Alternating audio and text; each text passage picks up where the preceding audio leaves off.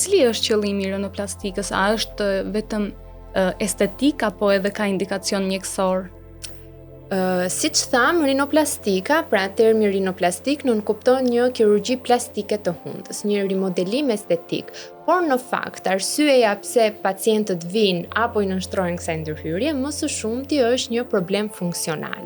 Problemi funksional mund të lidhet me një devijim të septumit nazal, pra në konsultën që ne bëjmë pacienti referon që ka vështirësi në frymarrjen me hund, mund të ketë një hipertrofi të turbinave të hundës ose të konkave nazale, dhe në këtë rast lind nevoja që rinoplastika të shërbejë jo vetëm për qëllime estetike, por edhe për korrigjime funksionale.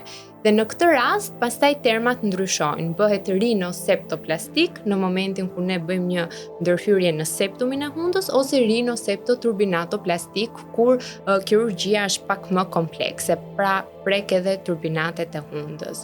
Kështu që duke qenë se është një kirurgji e tillë që nuk ka lidhje vetëm me estetikën, por edhe me funksionin, unë gjithmonë sugjeroj, sidomos në rastet kur pacienti ka probleme funksionale, të kryhet nga një kirurg ORL, sepse është ai që e njeh më mirë anatominë e hundës dhe funksionimin e saj.